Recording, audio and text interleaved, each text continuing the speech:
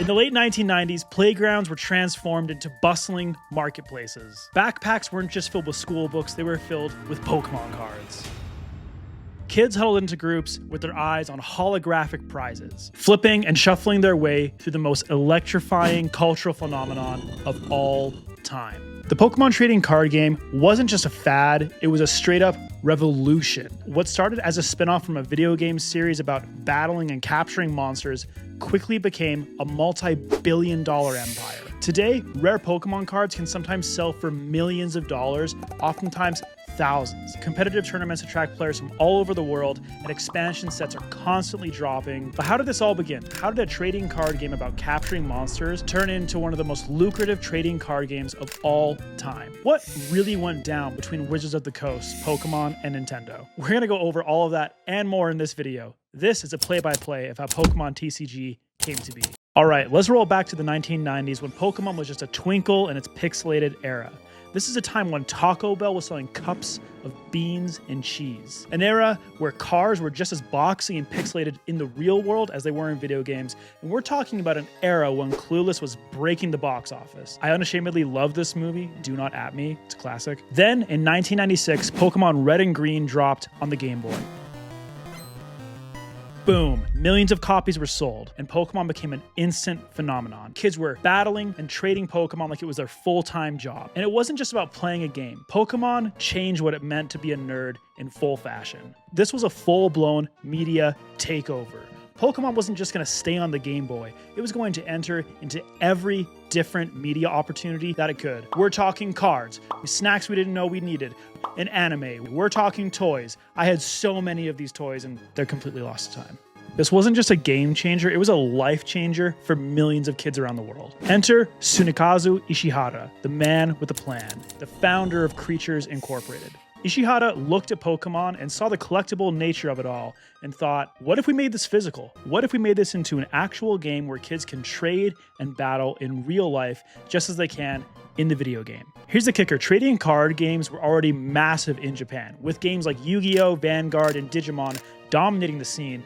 And in the West, you had Magic the Gathering, which hadn't gained significant traction in Japan yet. Pokemon, on the other hand, had an opportunity to tap into the TCG fandom that was gaining traction in both Japan and America and dominate the entire scene. Ishihara and his crew had a whole vision of how they wanted to make Pokemon more than just a game, but a whole experience, and cards were the perfect medium to do that with. However, Game Freak and Nintendo were skeptical, and they needed some serious convincing. Hey, you know how we have Yu-Gi-Oh! And Digimon and Vanguard here, and they're, doing buku bonkos numbers? What if we took that and did it with Pokemon, and also sold it in America? You mean sell it in America, where those three things are not selling well, every single one of them, and it's completely owned by Magic the Gathering? That place? It's a terrible idea! I broke the end of it.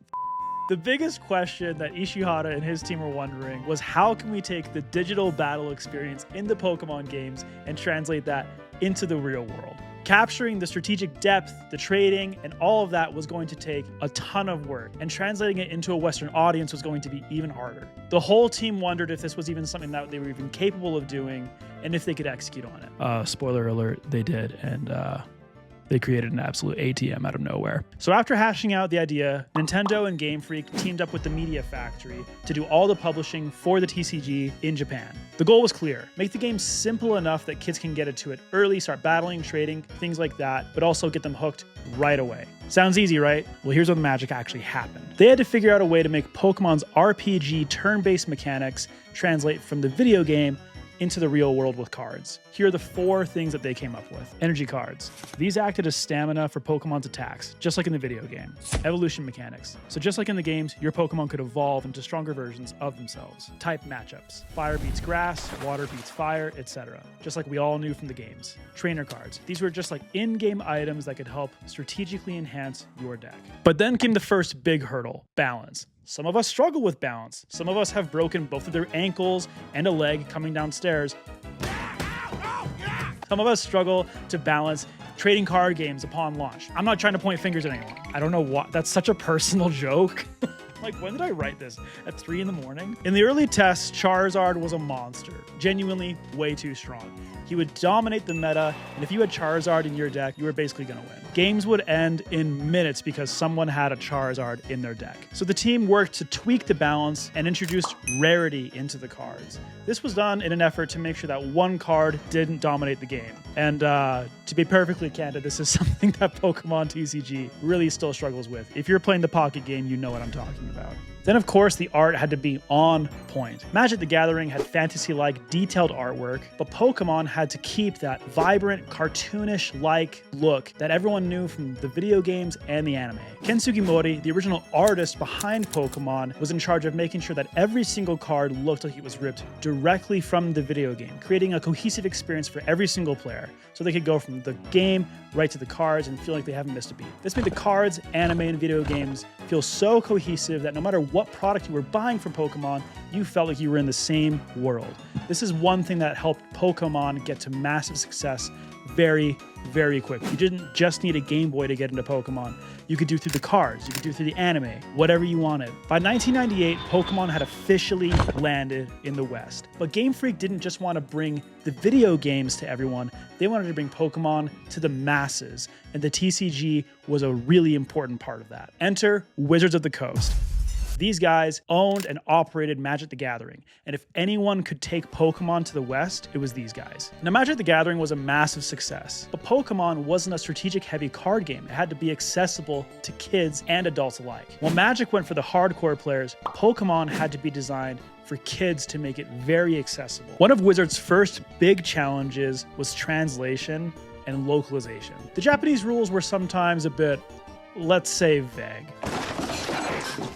They had to refine and basically redo everything to make it approachable and understandable for a Western audience. Then, of course, the cards themselves. The booster packs in Japan were smaller, they had less cards in them, but in America, it needed to feel like you were actually getting something more for your purchase, because people would buy them less frequently than in Japan. Wizards opted for bigger packs with more cards, making it easier to generate revenue and also keeping the game more accessible to everyday people. But we gotta talk about shadowless cards for a second. Early English versions of the cards didn't have the iconic drop shadows behind the Pokemon portraits. This created unintended rarities that later became gold mines for collectors. Wizards quickly caught the mistake, but those early shadowless cards, these became not only some of the rarest cards in Pokemon, but some of the most valuable cards in all of collecting, meaning baseball, sports cards, whatever. Then in 1999, 4 important things happened. 1, The Matrix came out. 2, Napster made music more approachable for everyone. Not super legal, but that's a different story for another video.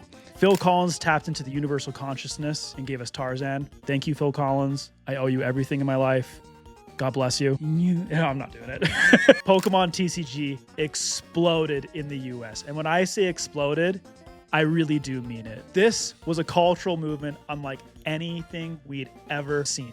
Booster packs were flying off the shelf. Kids were watching the anime and playing the games as much as they possibly could. So it's caused the price of the packs to go from about $2.99 all the way up to currently at about $6.99. In just a month?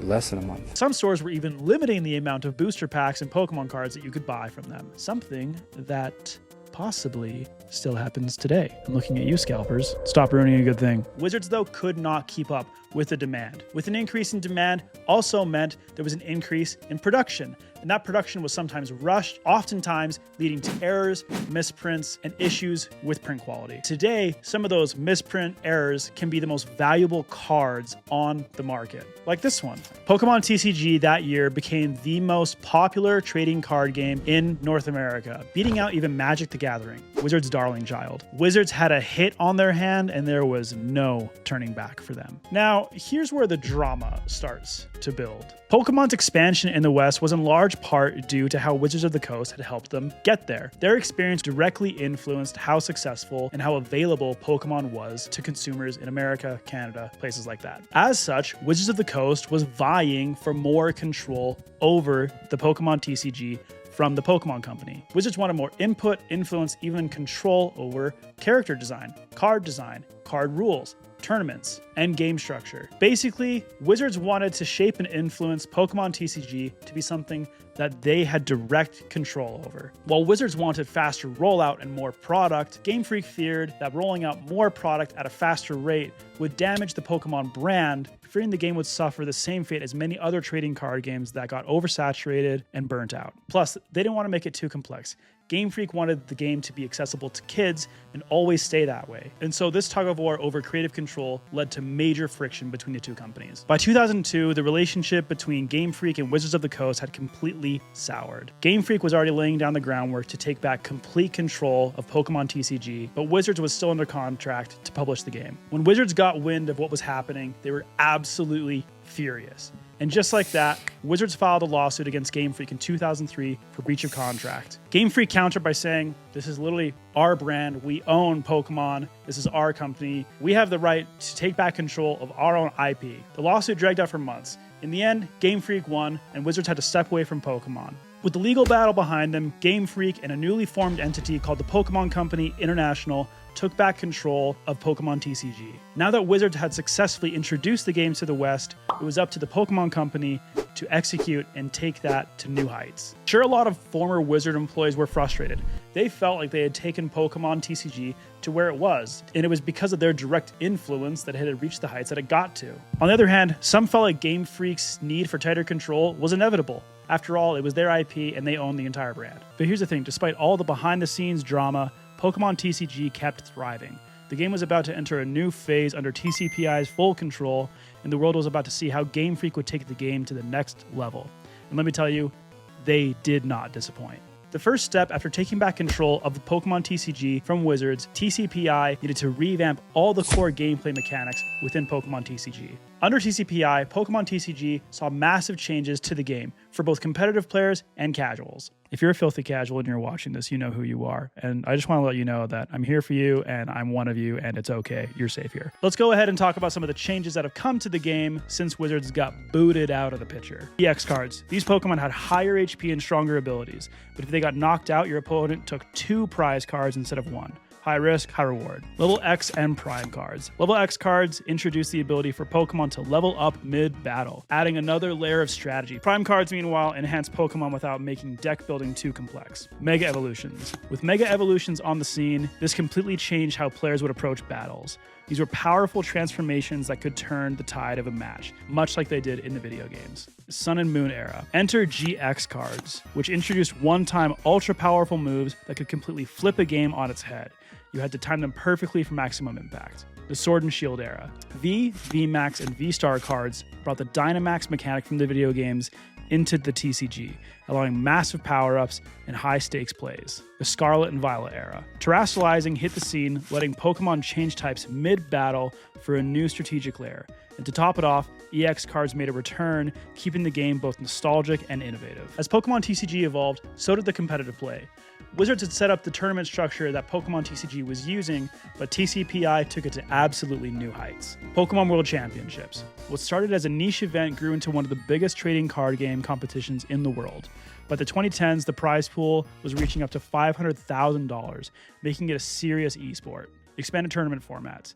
TCPi introduced standard and expanded formats, ensuring older cards could still be played while keeping the game balanced and fresh. Regional and international events. Competitive Pokemon exploded, with over 200,000 players competing in local, regional, and international tournaments each year.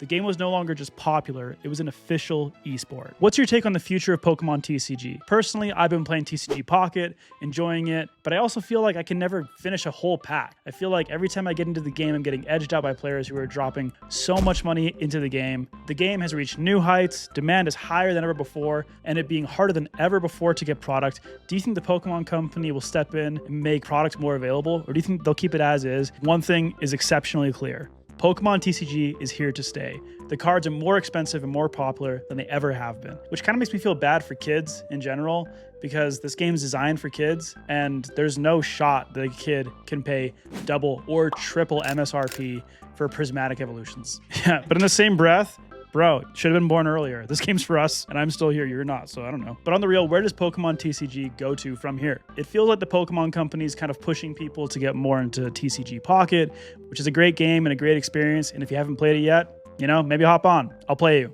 You'll probably beat me because I'm unwilling to spend money on that game because I know that's exactly what they want me to do. I refuse. So real, actually. It's so real. But I'm curious about your take and where you think Pokemon TCG is today and where it goes from here. So let's have a conversation in the comments below. Chat about it. I'm actually curious what you have to think. And hey, if you want to see another play-by-play video or deep dives into Pokemon history, hit that subscribe button, comment below, and let me know what you want to see. I'll probably do it, honestly.